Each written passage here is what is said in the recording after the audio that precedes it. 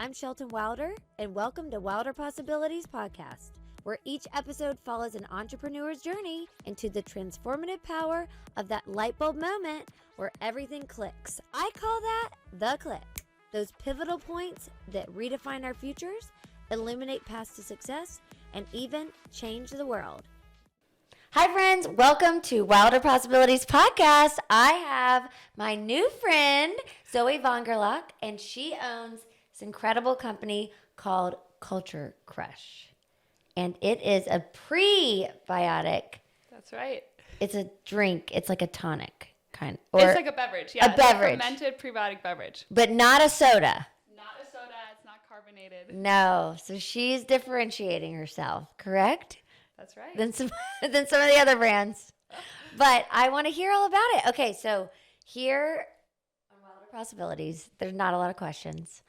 We just ask, when did you get the click? But I don't go into that first. I like to ask about your history, where you're from. I mean, that is a German name? Correct. Is that what you said? I was okay. born in Germany, but I grew up in Spain. So I was raised in Barcelona. And then I moved to the U.S. for college. Do you call it Barcelona? I mean, I'm Catalan, so I do, but not when I say it in English. Can you say it? Barcelona? Oh, gosh. Yeah. When I was there, I was like, oh, whoa. Everybody. Okay. So you were born in Germany, lived in Spain.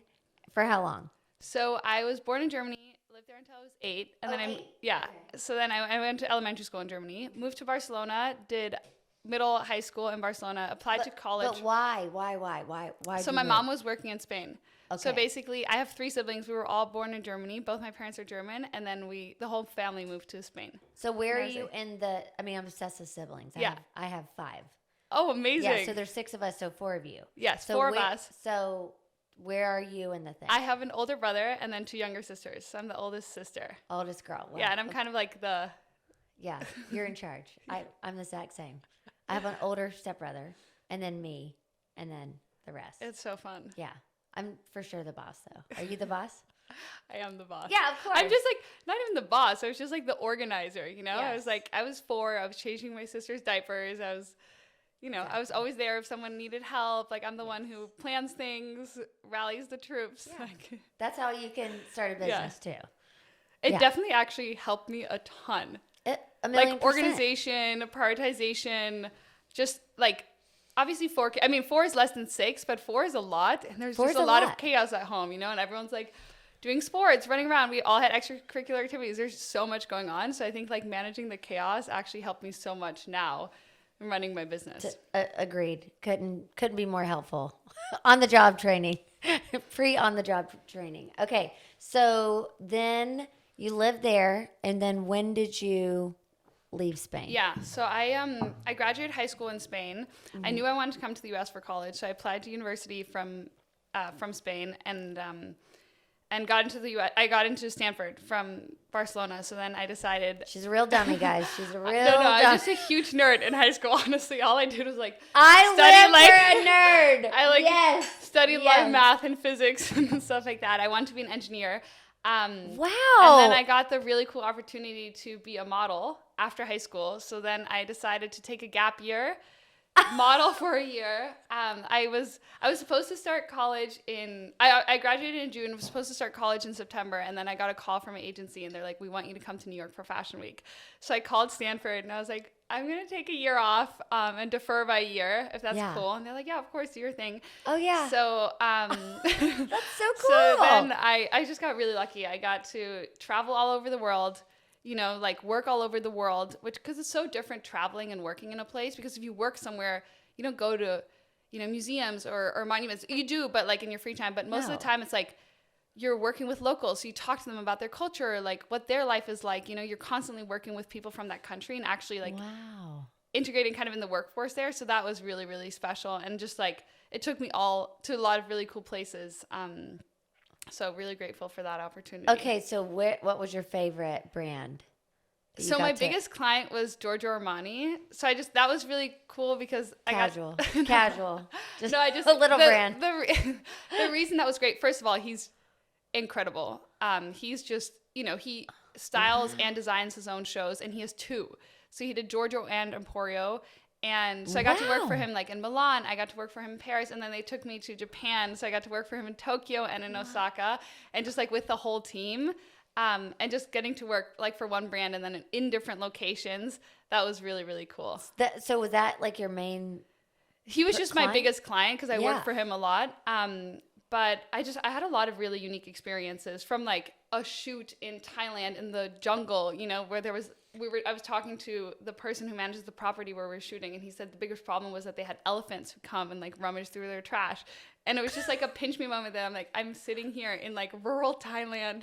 Like it's just so different from obviously anything I'd experienced before. And then it didn't say like raccoons or bears. No, it was no, just it was like elephants. elephants. And I was like, I've never heard that before, you know? I love that. And then just, I think I had a lot of really cool, very different experiences, you know, like Fashion Week, super fast paced and everyone's in the same place and all the kind of icons are there and like designers and just getting to work so closely with artists was incredible because you know, before I had just been in school, I'm a very math physics person. Like I wanted to be an engineer. So that was like kind of everything I'd been exposed to.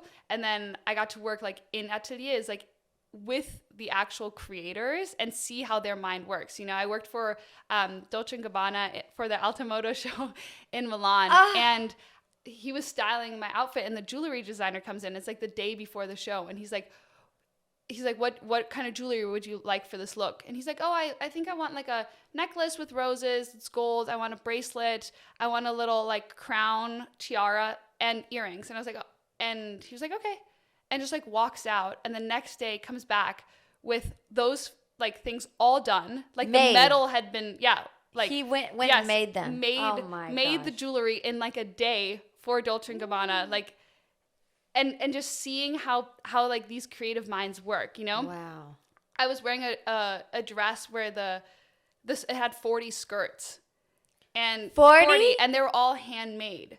So it was just like, you know, there was one seamstress who had worked on one skirt for 6 months and just seeing like just getting to observe the craft and like, the creativity behind every little detail. It was really, it was incredible to see. That's inspiring. Yeah, that's what. Oh my goodness, I can't even imagine. That's so special. That you did that. Yeah. It was definitely a lot for like an 18-year-old. Just like a lot to see. You know, just very to take eye-opening. Did you miss your family or did you? Yeah, I mean, it gets very lonely. Yeah. You're like, you know, I moved to Japan where it's like people don't really speak English that much. No. I didn't have any friends there. Obviously, no family. Very far, huge time difference. So even all the people I knew wouldn't be awake when I was like free or off of work. So you just like, you get lonely, but you're in, you know, I'm in Tokyo. It's like, okay, then walk around and see something and just like, you know, experience and soak it all in. And I think I've moved around a lot, so that was fine. You know, even like also going to college far away in California when my family was in Europe, like that's far. Like there's a lot of things that I think I'm used to moving around, but I think, So then you did the modeling for 1 year? Correct. And then we're like, okay, guys, love ya. Thanks for the experience, but I got to go to college? So I wanted to start college, and my agency was actually like, you can continue modeling. And I was kind of in talks with them when I started, but as soon as I started, and I as I said, I went to study engineering, like my coursework was so intense. Yeah. I had so much going on there. And then obviously I was a freshman in college. So I like joined club tennis. Like I started doing all these things. Yeah. And I realized I didn't really want to like fly away for like 3 days to do a job or like miss 2 weeks to do fashion week or whatever it was.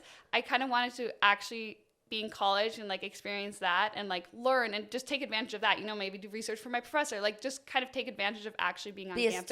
Be a student. So I decided not to continue modeling and just fully focus on that. And it ended up working out really well. I'm really happy with that decision. Yeah. Oh, well, that's great. So what did you graduate with? What was your? I studied computer science. Okay. So you did that. Yeah. I studied computer science. And then what did you do when you? So I graduated computer science, and then I decided to stay to do my master's.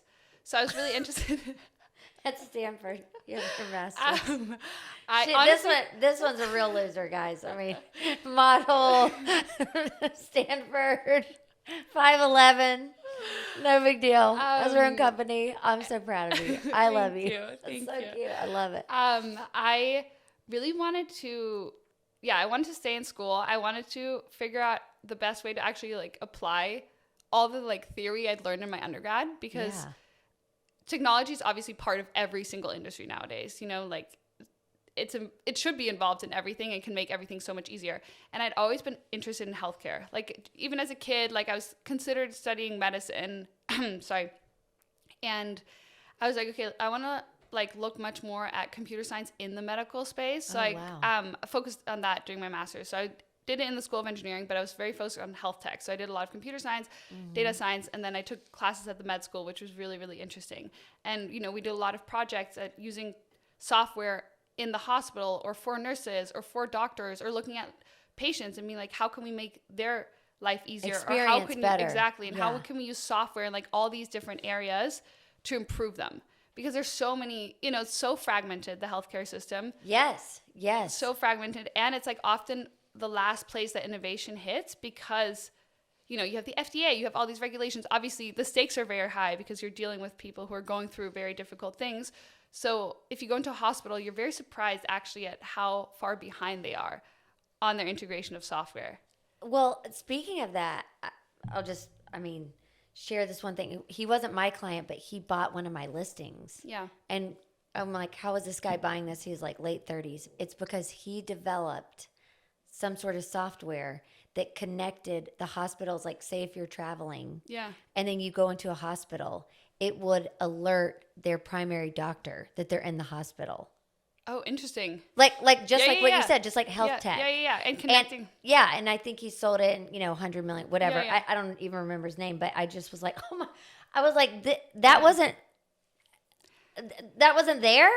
He made that up. No, and they absolutely. were like, and just like what you're saying. If you go into a hospital or talk to doctors, you're actually surprised. You're like, oh wait, this hasn't been automated yet. They're so behind. Or like you're still having to do that, and doctors have so much on their minds already. Like, such high responsibilities. Like we should be able to automate a lot of the things that are not necessary for them to do every day or even, Because these doctors can't just like find this random person. They live in LA and then they're just traveling in Charleston and then they end up in the hospital. They can't go try to look up their their doctor's phone number in Los Angeles. Absolutely. But like, I can't believe that wasn't there. I mean, I'm glad he, came up with it and did a big exit. Yeah. But so you were researching that. Yeah. Okay. So I was working a lot in that space, and we were doing a lot of different things from things like this. Like I worked with a friend. We were putting a layer on top of like your wearables to measure stress in people. Oh. Just because it has so many impacts on like physical health, mental health, obviously. So we were looking at that, and we have so much data now. Like if you're wearing an Oura Ring all the time, if you're wearing a Whoop all the time, an Apple Watch, there's so much useful information that's being collected from that. So we wanted to see if we can actually like help people manage their stress through that. So I did stuff like that. And then also like literally projects in the hospital where we were looking at, like scans and machines and seeing if we can use AI to like better read now that's all being done obviously. This was a couple years ago, but if we can better read the output so a nurse wouldn't have to, in a really high pressure situation, like someone's coding, trying to read the monitor and like accurately decipher things. So we were looking if we can use like AI to do stuff like that. Yeah, of course. Yeah. So then how did you go?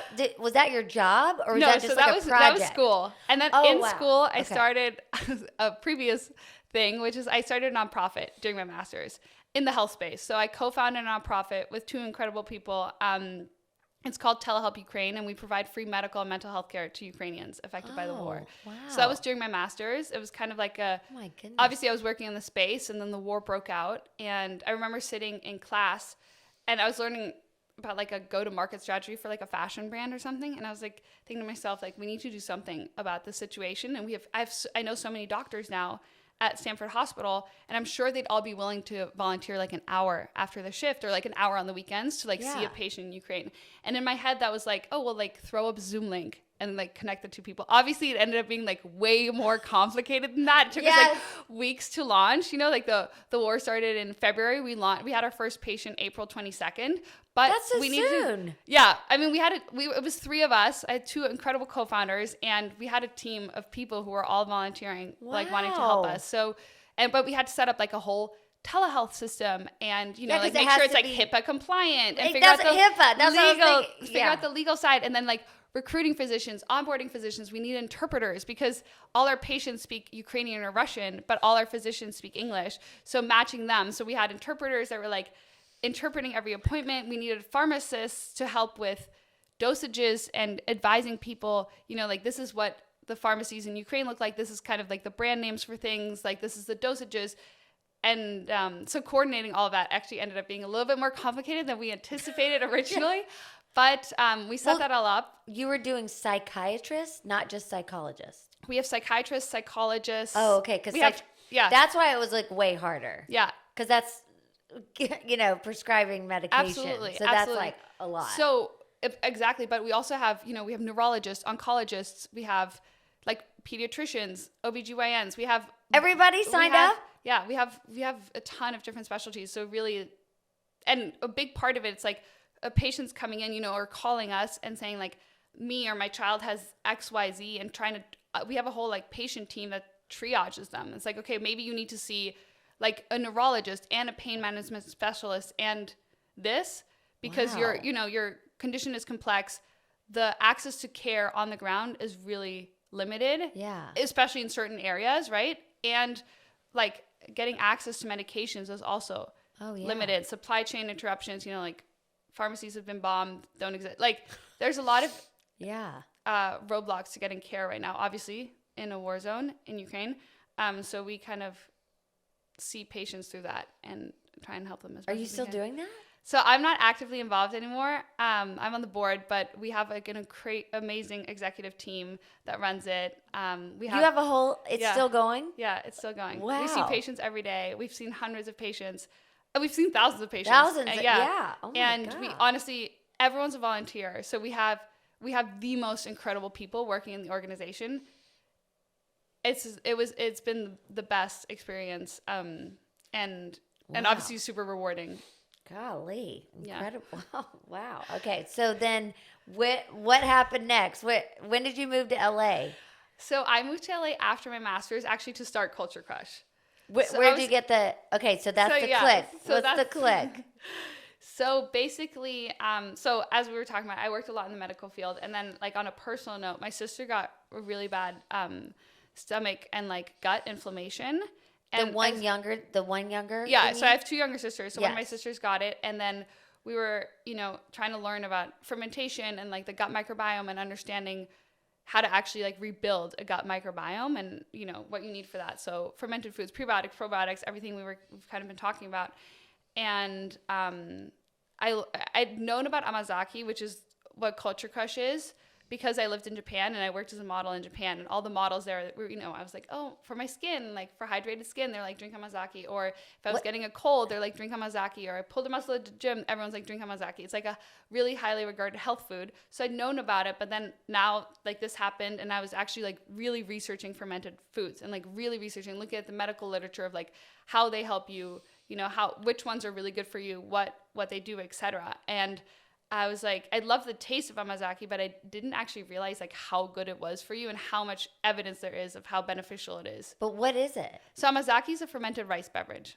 So it's a 1,700-year-old recipe. It's been around for centuries. And essentially it's a two-step fermentation. The first is to produce koji, which is also used in like miso, soy sauce, sake. Like it's a very traditional and, you know, like very widely used fermented product, koji. Uh-huh. And then the second is to make amazake. And basically like the traditional would be rice, and Culture Crush is rice and oats. So we also get the beneficial properties of oats in there, and kind of have like, that allows us to actually create a lot of the flavors that we now have and now sell. Cause it's like, it creates a really unique flavor profile. But, so amazake is a fermented rice beverage from Japan. And you created this here. So yes. So the recipe is 1,700 years old, super ancient recipe. It's very intertwined with like samurai history. So first of all, samurais used amazake for like energy for battle and then recovery post battle. So it was like very intertwined with samurai history. And then actually during times of peace, when they weren't fighting, a lot of samurais turned to making and selling amazake on the street. And then actually, Oh, that's what I was gonna ask. Like, how do they Yeah. make it there, or is Yeah. it just in the stores, or? so I mean, this is like hundreds of years ago, but there was street vendors, and they'd have like these little carts, and you could go and buy amazake. And actually, at a point in time, the government regulated how much it could cost because they wanted everybody to be able to afford amazake because they saw it as so important for public health. Wow. Because it's very nutrient dense. It's incredible for your gut microbiome. It has all these health benefits, and they're like, this is really important that people consume this every day and stay healthy. So we're going to regulate how much it can cost. Incredible. Yeah. And then, so when you started making yours, what year was that? So I mean, I was fermenting it at home for years, but I started my company in 2024. So 2 years ago. Okay, amazake. Amazake. Yeah. So it means sweet sake in Japanese because it's made from koji, but it's completely non-alcoholic. Okay, Yeah, non-alcoholic. non-alcoholic. Uh-oh. No. Better be non-alcoholic. Okay. Not going to relapse over. No, I'm just kidding. Okay, so. There's zero alcohol. No, I know. I'm just teasing. Okay. So you're actually trying, if you want to try that one, that's our newest flavor, Cacao dates and Coconut Dream. We just launched those. And then we also have our bestseller, Ginger Honey. Okay, which one should I try first? I think you should try Coconut Dream first. Do you like coconut? Yeah. Try Coconut Dream first and then try Ginger Honey. I love all of your Packaging? branding. Thank you. Packaging. So I know we how just hard it redid is. that. Yeah. So actually, all Girl, my branding myself on Canva. So You did it? yeah, I do everything for my Right company. right now? Yeah, I do everything. Yeah, pretty much. Yeah. You do everything. Yeah, I'm like, yeah. Oh yeah. I remember that. Janitor to the CEO, janitor, Literally or everything. We also do creative our own- director. We do our own production here in LA. So we have a production facility. So we do all our own fermentation in-house. So we have like Oh a little my. fermentation lab where we produce all of this. You do that part Yeah. too? So I don't do the Okay. actual production anymore, but I used to. And honestly, we've been growing so quickly that we're a little bit understaffed right now. So I've been helping out a lot with that also. Look at you. Yeah. Yeah. 0 hours sleep. I get Yes. it. Okay, let's try this thing. Okay, it's called Coconut Dream. Yeah, that's our newest Oh, now flavor. this is your newest flavor? Yeah, that one and cacao date. Okay, here, get it for me. Oh, okay. There you go. Here we go. She can do it all. All right, so here we go. You shake it up. Yeah. So it's amazake, which is fermented prebiotic beverage, as we're talking about. Mm-hmm. Let's see. What do you think? It looks like it's delicious. It's like a little shake or something. Yeah. Mm. So, And then, okay, so tell me what it will do. So first of all, it's like incredible for your gut microbiome and digestion. So Okay. it's fermented prebiotic. So that's what it's like really like widely used for. That's what it's really, really good for. They've done a ton of studies on that and the health benefits. And then it's But also what- really good for skin health, skin hydration, like pore sagging, redness, under eye circles. So that's a big use case. That's why a lot of people drink amazake. It's really good for your skin. And is it one a day? Is Yeah. that what people? Yeah. That's what most people do. And then you'll feel the maximum health benefits. One a day, Yeah. feel the benefit. So tell the audience, what's the difference between prebiotics and probiotics? Yeah, of course. So- Because I don't know. So probiotics are live bacteria. Okay. So they actually kind of like train your immune system. So you ingest probiotics from like a yogurt or kefir or something like that, sauerkraut, kimchi. And basically your body's supposed to correctly identify like this is a beneficial bacteria and this is not like an intruder like E. coli or some salmonella, something like that. Oh. And that's like the main purpose of probiotics. People used to think that you would ingest probiotics and then they'd actually end up like colonizing your gut microbiome. A lot of studies have shown that actually often doesn't happen. It's not the probiotics you consume that actually end up colonizing.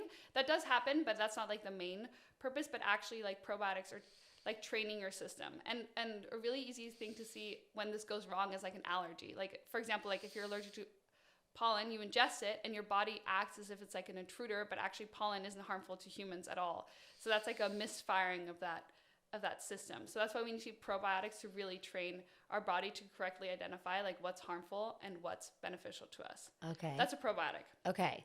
And like common things to get that from is like yogurt, kefir, kimchi, sauerkraut, things like that. Prebiotics are nutrients for your gut microbiome. So it's fiber and nutrients for your gut microbiome. So it actually feeds your gut microbiome because they're living organisms and they need like substance in order to survive. So gut microbiome, what is that in Yeah, there? so it's essentially trillions of organisms that live in your gut. Okay. And it's live organisms. So we're all colonized by trillions of organisms that live inside our gut. And that they're actually beneficial to us. I know people in your brain, if you think you're like little soldiers. Yeah, no, absolutely. And you're like, what? We have them on like anything that interacts with the outside world. So like on our eyes, like your skin has a whole microbiome. Like everything that interacts and touches the outside has a microbiome. It's just that our gut microbiome is by far the largest. Yeah, so it starts in the mouth and then it goes all the way through the digestive tract. And most of them are in the large colon. So you need to feed them. You need to feed them because good. Otherwise they start eating the lining of your intestine because they start eating like the mucus lining because they have nothing else to eat. And that leads to a lot of health problems. Do they eat food? The food you eat? Yes, absolutely. Absolutely. So that's why it's like a big reason why we eat and like why we need nutrients is to feed our gut microbiome because so much of your immune system resides in your gut. So many of your immune cells reside in your gut microbiome. So to stay healthy, you need. So that's why you need food. That's why you need food. And well, I mean, there's a lot of reasons we need food, but one reason is to feed our gut microbiome. So actually what's really interesting in breast milk, there's compounds that are like a baby's body can't digest, and they're specifically there for the baby's gut microbiome. Like they pass through the baby's digestive tract, they don't absorb them, they don't break them down, but it's specifically designed to feed the gut microbiome of the baby. And that's because when a baby's born, it essentially doesn't or barely has a gut microbiome. And then in the first years of life, it co-develops with the immune system. And that's why it's so important, especially for kids and like infants, to really like for people to be focused in that and aware of that. Yeah. Oh, yeah. No, I was very focused in on that. Yeah. 19 months. Wow. With my first. Yeah. Yeah. But then my second was allergic to the breast milk. I mean, it was the worst. But it is what it is. He's fine. But the first one did get sick less. Yeah. But it just is what it is. Yeah. But I mean, you did, I did great. I did the best I could. No, you're incredible. Like, you're incredible. But, okay, so what's this other one? The ginger. Do you want to try the ginger honey? Yeah, I want to try. This is our current bestseller on the shelf. So this one is just amazake, fresh ginger, and honey, and it has a whole shot of fresh ginger in it. So people love it because they can just get their ginger shot in with their amazake. And honey, okay. And are they like a lot of calories or what is it? No, 100. Yeah. Yeah. And it has a low glycemic load because it's been fermented for so many days.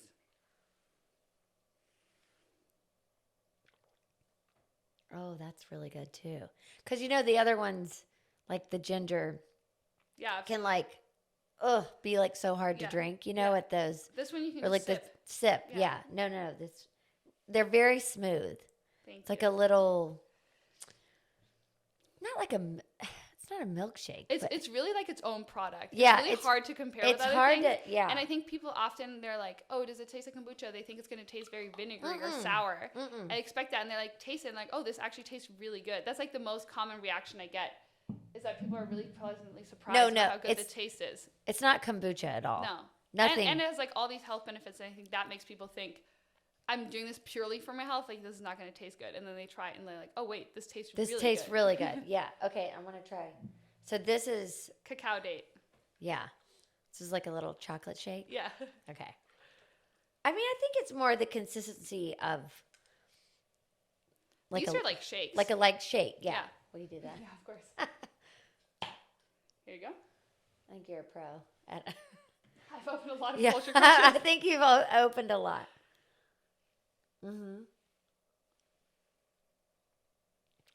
That's so good. Thank you. That really is that's like a shake. Yeah. And people always do a double take. They're like, oh, there's no added sugar in this. I'm like, no, it's just amazake, cacao powder, dates, and salt. Oh, yeah. Yeah, no add sugar. A little pink Himalayan salt. Yeah. And then this one says how many calories? 130. 130. Yeah. Nothing. Oh, because this one has like a date or something. Yeah, exactly. Yeah. Exactly. Oh my gosh, I'm going to have another sip. This is really good. And all our ingredients are selected to have like their additional health benefits. Like cacao, dates, like those all bring their own health benefits to the amazake. Ginger, obviously. Yeah. Did you do what's the little, is that? So that means amazake in Japanese. Okay. Yeah. I love that. And that's our new packaging. Yeah, it looks really good. Okay, so how can people get it?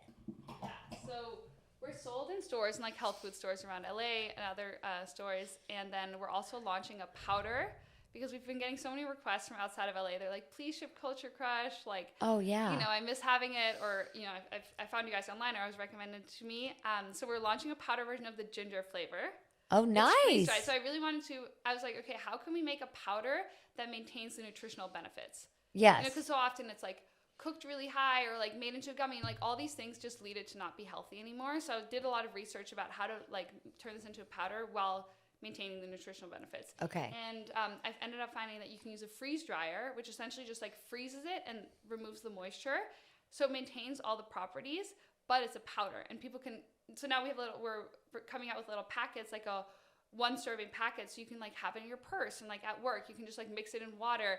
You know, you don't have to refrigerate it. People can give it to their kid to like take to school, have in their lunchbox, etc. Or you can just like take it with you while you travel. And we can also ship it because these are in glass because I didn't want microplastics, and it's liquid, and they're refrigerated because I didn't want preservatives. So shipping that is really difficult, but a little powder packet is really easy to ship. So that's what we're about to launch. And then we also do like direct distribution of these. So a lot of people in LA, you know, they love Culture Crush, but they want like cases in their home because they drink it, you know, they want to drink it every day. A lot of athletes, like a lot of my clients are like Olympic and professional athletes. They use it for recovery, you know, so they don't want to go to the grocery store and get like a couple, but they actually want like a larger amount delivered to their house. So that's what we do too in the LA area. So you can either like pick it up at some of our locations, or we'll deliver straight to you. Oh, how many will people get at a time? So they're in cases. So it's either 12, 24, or 36. Got it. Yeah. Okay. So then they'll most of people do like 24 or 36. That'd be like our most common orders. Yeah. And can you mix it up, or is it like? Yeah, absolutely. You can mix and match. So we have 5 flavors. So we have the ginger honey, the coconut dream, and the cacao date that are here. And then we also have orange, lemon, and original. Oh. And then people just kind of mix and match like whatever, you know, a lot of people have like preferences for flavors. But it's completely up to the customer. Yeah. Okay. So is there a store that you love that you're in right now? Yeah. So, I mean, I love being part of like the health food stores, you know, like Rainbow Acres, Co-op, like the customers there, a lot of them actually know amazake because it's like a big health food product. And Rainbow Acres, Erewhon, Whole Foods, they all used to sell amazake like in the 90s. It just hasn't been on shelves for a while. So were they excited? So excited. My buyers were all really excited. Yeah. That's also actually the cutest story about getting our first account ever. So our first launch was in a supermarket in Vicente Foods. And my buyer, right there, right here. And our buyer there is the descendant of a samurai. So get out of here. So he saw this and he's like, I cannot believe you make an amazake drink in LA. Like, we need to carry this. That is so cute. That was our first account ever. We launched at Vicente Foods.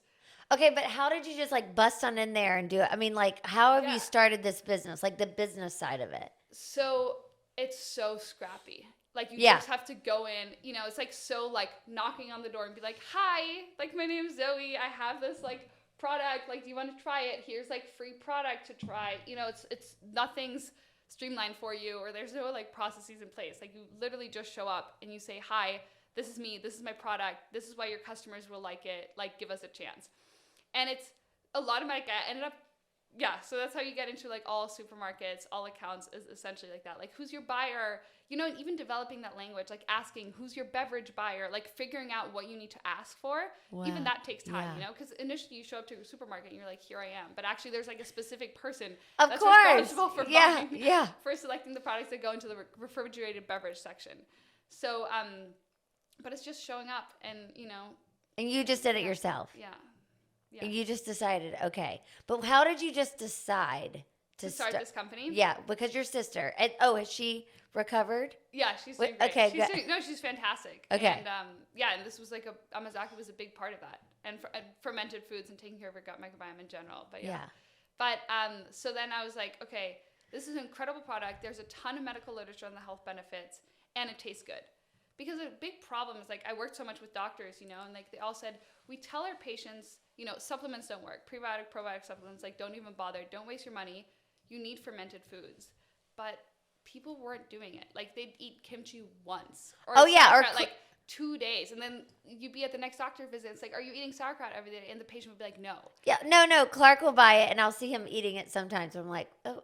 And I'm like, are you going to eat that every day? He's like, I'm trying. Yeah. Exactly. And it's like, we need fermented foods that taste really good. So people actually want to integrate it in their daily routine. So I was like, okay, let's look at what fermented foods there are where there's a ton of medical literature on the health benefits, because that's the main thing. And then which ones of those taste good. And I'd already been making this at home. Amazake was that. I'd already been making it at home. I already knew all about the fermentation. And then I decided, I was like making bigger and bigger batches. Friends and family, everybody wanted, like, they're like, oh, can you give me a jar? Can you give me a jar? Like, and I was like, okay, I'm producing so much already. Let's like turn this into a company. Yeah. And obviously, like, my background's in computer science. I worked at Microsoft, like, as a back-end engineer. That was like kind of the world I knew, or like the professional world I knew, besides fashion, obviously. So I had no idea how to start a food company. I didn't understand this ecosystem at all. And I was just like, okay, I'll like figure it out. I'm going to move to LA because that makes sense to like start a health food brand that makes the most sense. And there's like people there who want to consume products like this. Yes, like, LA for sure. So I was like, okay, I'll move to LA, do that. And then I just kind of like got to LA and, sat down with a pen and paper and I was like, okay, like what do I do to start? And then just like started figuring out from that, like listen to podcasts, like read books, obviously, but also just started doing, I was like, okay, I think just doing call the health department. I'm like, okay, I need a production facility. Where can I produce? And they're like, okay, well, we have like 26 licensed facilities in LA. And I'm like, okay, cool. I toured all of them. I like went all around LA, looked at every single place that I could be licensed to produce something like this. And then like signed a lease for my production facility, started getting equipment. I was like, I've never worked in a commercial kitchen before. And I thought, I was like, oh, I have a blender at home. I need a blender, right? That doesn't just exist for the kitchen. Like there's like different equipment for a commercial kitchen. So I called up a friend of mine who's like a very famous chef. And I was like, okay, can I walk you through my process and you tell me like in the kitchen, this is the kind of equipment we use for that, Yeah. We had like a 3-hour phone call. I wrote up all these things and then I started calling manufacturers. I'm like, okay, I think I need a tilt skillet. I called the manufacturer and he's like, no. You want a steam kettle. Like ended up like, I was like, okay, what kind of temperature can that give me? How can I control it? Like, what are like the quantities, the sizes I'm looking at? But even figuring that out was really, really hard, especially because it's a Japanese beverage. So the equipment is like very common in Japan, but in the US it isn't. To like steam rice, to have the right humidity, to have the right temperature settings. Actually, that was really difficult. So I had to find things from like other specialties. So I have like a lot of bakery equipment because they have like slow, lower temperature fermentation. So just like finding all the different equipment. Did you want to just go to Japan and bring it back? And like produce and there? Ship it back? No, not produce there, but ship it back? Ship the equipment? Ship the equipment? So I thought about that. The problem with that is like, if a part breaks and I need it replaced really quickly, I'm like dealing with a Japanese manufacturer. They have to ship the part. It gets a lot more complicated versus like all my equipment right now is made in the US. And if we ever have problems with like a part or if I need a technician, it's so easy. Wow. Okay, good. So it ended up being like a good choice to do it that way, but definitely it would have been easier to just use Japanese equipment that's specialized for this. That's what I thought. And things are like less in Japan now, but I don't. Okay, so you did all of that, and you have to get probably like a special license or something to have. I have a lot of licenses. So I'm personally licensed for different things, and then obviously my production facility is licensed. Yes, so like yes. California Health Department, LA Health Department, etc. Oh my gosh, yeah. And then you were also the business planner. Yeah, I do everything. Yeah. Like literally everything. I mean, you were joking before, but I actually do everything. No. I'm not joking because I've started my own businesses, 3 different, and you're just do everything. But I actually think that's like I think that's so important. Like I'm like in communities and founders and stuff like that. And a lot of them outsource a ton. Like first of all, in food, everyone outsources their production, but I care about creating a health food brand. Like I want to choose the ginger. I want to make sure it's good quality ginger. Like I want to choose the rice. I want to choose our ingredients. Like if we look at water, like I use reverse osmosis filtered water in my product. Like I would never put tap water in my product. But most beverages do use tap water. Go to the grocery store and look at read the ingredient labels. Most of them are just tap water. So it's like if I went to a manufacturer and I said like, oh, I want this water filter, they'd be like, I'm sorry, we don't do that, or I want this this supplier for my ingredients because I care about having the highest quality ingredients. They'd be Yeah. like, no, well, we work with this supplier and like, this is what your options are. And like, I wanted full control. Like I wanted in glass, there's no microplastics. And like, you can only make all those decisions if you actually produce yourself. Doing it yourself. And yeah. that was like the most important for me. It's like, I want to have the best quality ingredients because I'm creating a health food product. Like I want this to really be like everything optimized for health benefits. Yeah. And so, okay. So if you're buying like 24, how much is that? So we're about to launch our new thing on the website. So we'll update that very soon and then it'll be up there. Okay, what it will be. Yeah. Well, what is the price now then? So right now these individually cost $10.99 in most retail locations. Okay, $10.99 in each location. Yeah. But then we're launching new prices for our packages. And we just redid our website, so we'll launch it all in a couple days. Oh, well, this comes out in a couple weeks, so it's fine. Okay. Yeah. Well, just check our website and then it'll all be on there. And your website is culturecrush.com. Okay, Culturecrush. And then that's where you can place orders there. Place orders and then also place the powder. And obviously the price depends, you know, if like you're in LA and we deliver and stuff like that. Yeah. Of course. Yeah. All different. Yeah, with the price. And then did you have to get an investment or did you do it yourself? So actually I bootstrapped everything. So I didn't take any investment. I really wanted to, you know, like I wanted us to be super scrappy and not just like if you have investment money, you start spending on a lot of things that you don't actually need. And then you hire a marketing agency and you like outsource that. And I was like, you know what, let's do it all ourselves. Like actually find product market fit, like really grow a customer base, like brand recognition. And then we can raise when we need to like expand production. So it's not that we'll never raise. And like, I get people asking me to invest a lot. I so far have turned them down, but do it as long as you can. Yeah, no, it's been great. Because guess what? As soon as you get an investor, you have a boss. Absolutely. I'm like, no bosses. Yeah. So for that, it's been really great that we can just move so quickly. You know, I'm like, oh, I want to launch a new flavor. I get to decide what that flavor is. I get to decide what that looks like. Like exactly. And I don't have to ask anybody. No. Or like, oh, now we're launching like our powder, right? Like we're launching a D2C business. Like that's huge. From like a fully focused retail operation to launch a D2C business, that's like a big change, like a big addition, you know, that splits like my focus, like that splits our production time. So it's like a big thing, but I got to decide to do that. I didn't have to ask anybody. I can move really quickly. I have like the freedom to optimize the things I want to optimize. I've talked to a lot of investors and they're like, oh, well, we want you to put this in a plastic bottle and make it shelf stable because that makes it much easier for retail environment. I'm like, I don't want it in a plastic bottle. I don't want microplastics. And I get to choose to keep it like that, you know, and like I don't want to make it shelf stable. I want it to be preservative free, refrigerated, fresh, you know, like with really high quality ingredients. And it's worked out really well for us thus far. Yeah. Doing it that way. Do as long as you can. As soon as private equity gets in there, sorry not to be negative, and everybody has to sell and make profits, but that's when things really shift. Yeah, absolutely. Yeah. I mean, absolutely. We all know. It makes sense, right? Like they're a business too. They have certain objectives that might and they have certain objectives, and I think you need to find investors that have incentives and objectives as closely aligned with yours as possible. And that's not, you're never going to get like 100% alignment, and you know there's like a lot of benefits of having investors and investors involved, but I do think the incentives just shift. So and it has to be in alignment, like you said. Yeah. But I think the way you're doing it is amazing. I am so proud of you. This is great. So what are you hoping for next? I mean, I know you have the powder. Yeah. So really excited about our new flavors, actually. So they launched in Rainbow Acres, and they're like, I was walking into the podcast, I just got another email with another order because they're like selling out. So super happy about that. Super happy about our new flavors. Really love, you know, like I love them, and all of our, we sampled with a ton of people before we launched them, and we got good feedback. But to actually have people like love them and then go back over and over again and buy them, like it's just like the best feedback you can get, obviously. So super excited about that, and just like launching them in our other accounts, etc.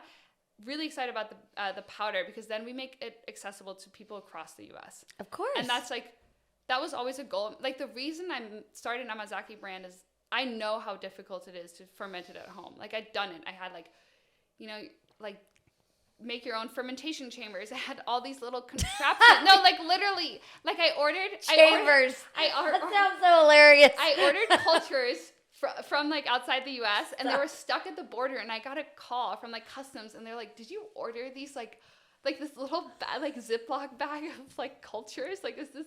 And I was like, yes, I ordered that. It's to ferment like a non-alcoholic beverage. There's nothing sketchy in there. Like, I promise. My gosh. But it's really hard to make it at home, especially like controlling humidity. No. And like at home, it's just difficult.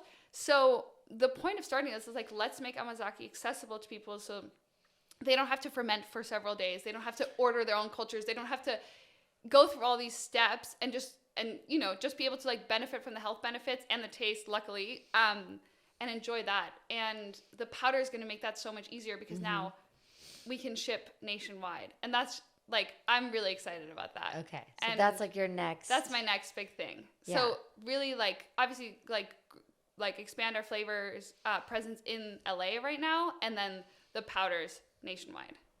Okay. Yeah. Then I feel like you can like really go hard on social media. Yeah. If you have the powders. Yeah. Like TikTok and everything. Because if people could buy it or more. How are you? What, absolutely. Are you wanting to do all that or? So first of all, I think social media is like incredible. You know, like obviously there's a lot of downsides, but I think for businesses, yes, it's like the biggest. It's like such a huge lever, like to pull, obviously, and we've been super lucky, to be honest, that I haven't had to do any social media marketing. Like we launched in LA. You know, I did like demos in stores and stuff, but then people just loved the product and kept on buying it, told the store how much they loved it, told all their friends about it. So we've had like incredible sales without social media, which honestly, it's just allowed me to like delay this part of the business, you know, like focusing on that, because I was just focusing on growing production and our new flavors and, you know, the billion things we talked about. But now with the D2C, obviously I'm going to do much more social media. I'm like learning how to do that. It's really hard. I'm kidding. That's why I have a full time Mira. I mean, I don't pretend like I do it myself. It's really hard, but I think it's like incredible. And I think like everybody has said to me like hire people, and I think like this is actually something so core to the business that I need to learn how to do myself. Oh wow, I'm impressed. And if you can do it. I'm trying. I'm not there yet, but I think it's so great that you actually get this platform where you get to share like, hey guys, I'm running late to a podcast. Like, you know, we're going to talk about Culture Crush. Like the fact that you get to have like direct communication channel with your customers that they're already on, that they're already checking several times a day. Yes.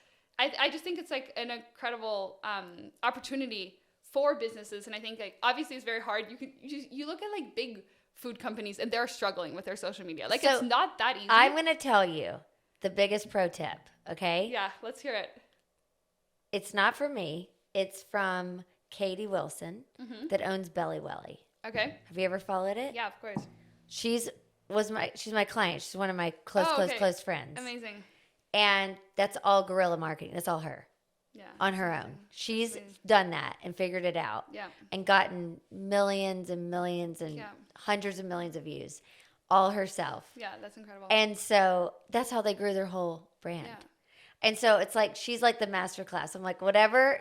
Just watch her. Just watch her. Yeah. And she's the sweetest, nicest, like you would love her. And but her whole brand is from social TikTok. Yeah. So I'm excited for doing more of that. Also because this is like kind of the saddest part of launching a retail business is that like, I don't actually know my customers. So because, you know, I sell to the supermarket and then the customer goes in and buys it, but I'm not there when they're picking it off the shelf. I don't know why they pick it off the shelf. I don't know what their profile is. You know, like, are they my age and like want great skin health and like maybe have digestive problems? Or are they like a professional athlete and they're like buying it for recovery? Like, I don't have that data. And I think that I was like so excited to like be close to my customers that I'm actually not. Like, I'm really lucky that, you know, people reach out or like DM me or email me. But you know, the reason I even got on this podcast actually is because I met Katie, who's one of my customers, but she happened to see me like in the store with the box of Culture Crush, handing it to the store employee and delivering. And she's like, oh, is this your company? She's like, I love this. Like, it's so cool. I'm so happy I found it here. You know, and we started talking, but because of my Katie. Yes. I know. It's like, but you don't, as a retail, like, like eventually you get to a size where you can buy all that data and like your supermarket, if No. you're selling at Walmart or whatever, like they have all that data. But a lot of like, I saw like a lot of local supermarkets that don't collect that information, like don't know how to manage that, or do their data analysis. So it's like, I actually don't have a direct line with my customers. And I'm really excited for the D2C part of that. It's like, I already get DMs about Culture Crush, but and like, getting a DM like, I've always had digestive problems. Now I'm not bloated anymore. Yeah. I love your product. Like I buy it every day. Like those things make me so happy and give me so much energy, right? To work so hard in my business. Yeah. And I'm really excited for the D2C because it's going to be so much. I'm going to be on social media so much more. I'm going to be connecting with my customers so much more. And I'm really excited about that. Yes. Cause that's what she did. She just went and hung out from 6 to 10 p.m. At Target and Walmart or whatever store. And would meet the people. Yeah. And so it's like, go to the, in the grocery stores and you meet the people and they'll tell you, it's like so interesting. Because you're so beautiful and friendly. It's not like it's going to be hard for people to want to talk to you. So but literally it's going to be great. Yeah. Whenever I happen to be in a grocery store and I see someone like even look at Culture Crush, she just run let alone like grab, like often people like grab it, look at it, maybe put it in their cart or something. But if I see someone like walk by and even look at it, I'm like, hey, by the way, this is my brand. Like, this is what amazake is. And I film it. Literally, I had to film it. Yeah, I need to get better at that. I'm like it's like not in my nature to like film things. Even when I was modeling, my sister managed my social media because I was so bad at it. And I had so much content, I had like fashion show, runways, you're like all these things. I would send them to my sister. I'm like, hey, can you post this for me? I know. And she'd be like, thank you, like Giorgio Armani for an incredible show. She'd be like, Zoe, what was it again? Yeah. But, I think, I'm really excited for that. You can do it. And maybe your sister will help again. Yes. She's great at this. Okay. She's like much more aesthetic than I am and creative. I like bring a lot of other things to the table, but let her help you. Social media is not my specialty, at least yet. But you can. I think you just need to learn how to do things.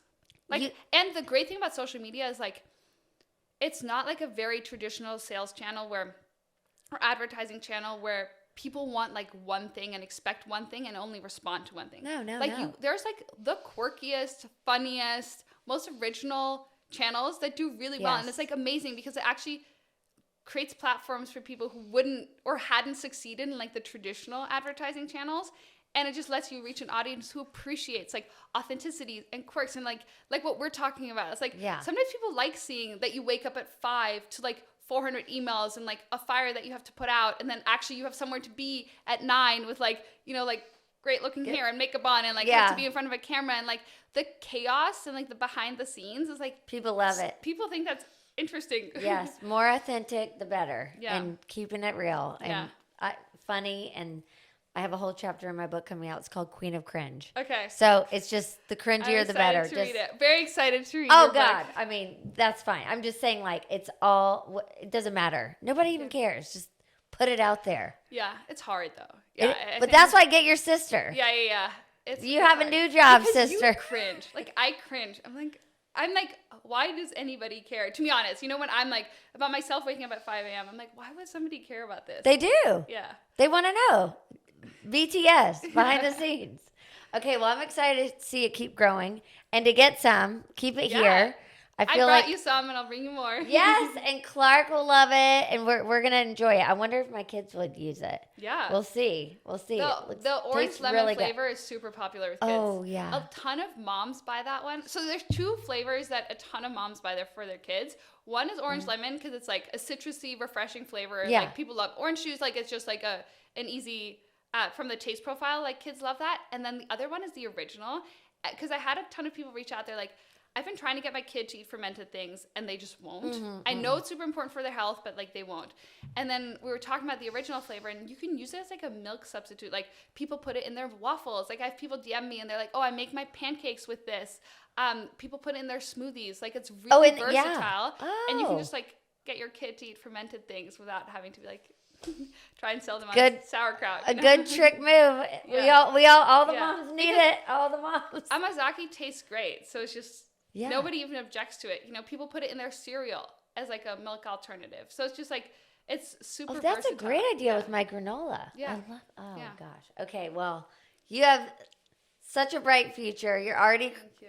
culture crushing it. So proud of you. And I can't. Okay, where's everybody going to find you? Culture Crush? So, yeah, culturecrush.com. On social, we're at culture.crush. Culture.crush. Yeah. Okay, great. Yeah, And then and what's if you're yours? in LA, we have, we're in stores. So we're in like Rainbow Acres, Co-op, all the health food stores, Farm Shop, kind of those kinds of stores, Zinke. We're at Japanese places. So we're at OA.